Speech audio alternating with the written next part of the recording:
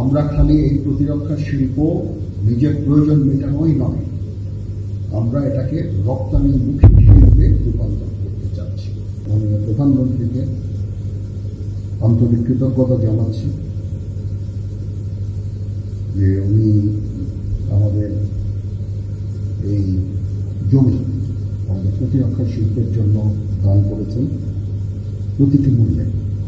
এটা একদিনে হয়নি, এই জন্য অনেক কাজ করতে হয়েছে এবং আমি অত্যন্ত কৃতজ্ঞ মাননীয় মন্ত্রী মহোদয় এবং প্রতিমন্ত্রী মহোদয় তার কাছে, মাননীয় সেক্রেটারি মহোদয়, উনি ছাড়া এটা কখনোই সম্ভব হতো না।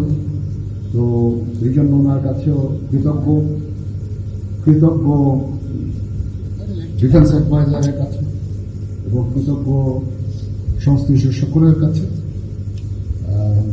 এখানে অনেক কথাই বলা হয়েছে, কিন্তু একটা জিনিস আমার মনে হয় বলা হয়নি। এই জায়গাটা কেন চুজ করেছি? বিকজ এটা হচ্ছে চট্টগ্রামে পোর্টের কাছে। আমরা খালি এই প্রতিরক্ষা শিল্প নিজের প্রয়োজন মেটানোই নয়, আমরা এটাকে রপ্তানিমুখী শিল্পে রূপান্তর করতে চাচ্ছি। এবং এই যে যত লোক এখান থেকে ছাঁটাই হয়ে চলে গেছে, তার দ্বিগুণ তিনগুণ লোক এর কর্মসংস্থান এখানে হবে এবং এটা একটা রপ্তানিমুখী শিল্পে আমরা রূপান্তর করতে চাচ্ছি। এটা থেকে অনেক বৈদেশিক মুদ্রা সম্ভব হবে। আমি আপনাদের কাছে জানাচ্ছি, এটা আমাদের বাণিজ্য মন্ত্রণালয়ের আমাদের যে অ্যামুনিশন বানাই, যে গোলাবারুদগুলো বানাই, এটা তারা আমাদের কাছ থেকে চায় যে আমরা যেন তাদের কাছে বিক্রি করি। আমরা একটা উদ্যোগ নিয়েছিলাম বাণিজ্য মন্ত্রণালয়ের সাথে, তারা আমাদের বলেছে যে কেস টু কেস বেসিসে পাবে, এটা করে তো হয় না।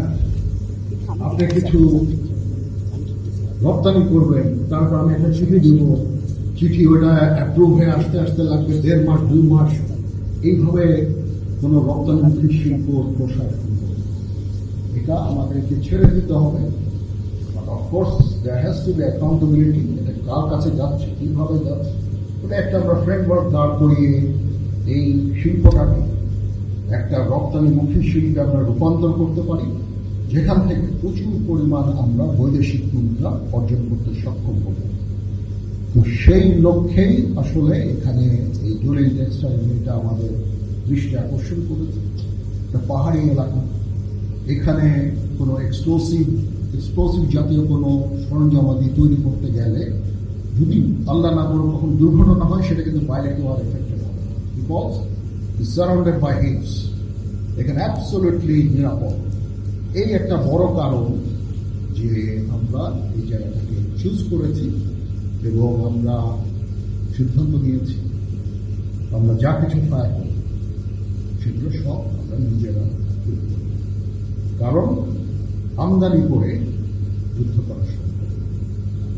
তো সেই দিক খেয়াল রেখে আমরা এগিয়ে যাচ্ছি। আমরা অনেক প্ল্যান করেছি, অন্যান্য জায়গাও আমাদের প্রয়োজন হবে। এখানে আমাদের নিজস্ব কিছু জায়গা আছে যেটা আমরা ব্যবহার করব এবং আমরা এই প্রতিরক্ষা শিল্পটাকে এগিয়ে নিয়ে যেতে চাই এবং এটা রপ্তানিমুখী একটা শিল্পে রূপান্তর করতে চাই, যেটা আমাদের নিজস্ব প্রয়োজনীয়তা তো অবশ্যই আমরা পুরা করবো। এটা থেকে অতিরিক্ত গুলো যা আছে সেগুলো আমরা বাইরে আপনারা আমাদের সাহায্য করেন, ইনশাআল্লাহ আমরা এই কাজটা করতে সক্ষম হব।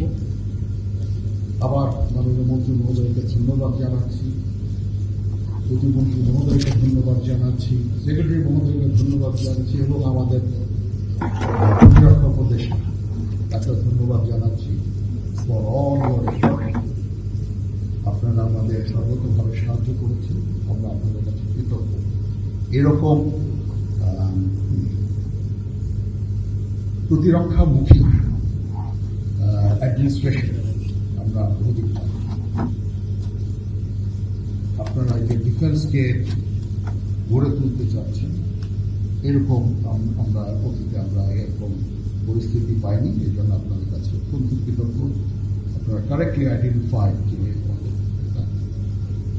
খুব শক্ত প্রতিরক্ষা শিল্প দরকার, প্রতিরক্ষা বাহিনী দরকার।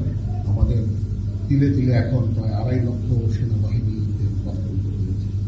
এটা একটা বড় সেনাবাহিনী। তাছাড়াও আমরা যেটা তৈরি করি সেটা অল 3 সার্ভিসেস জন্য, মূলত আর্মি, নেভি, এয়ারফোর্স সবার জন্য এই গোলাবারুদ তৈরি হবে, পুলিশের জন্য হবে, আনসার ভেরিবির জন্য হবে, সবার জন্য, এনি প্যারামিলিটারি ফোর্স সব।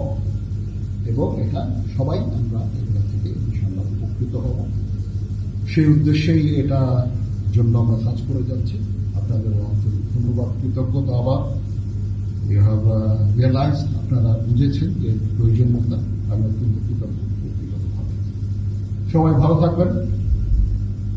ইনশাআল্লাহ আমরা একটা সমৃদ্ধশালী বাংলাদেশ দেখতে চাই, সমৃদ্ধশালী প্রতিরক্ষা শিল্প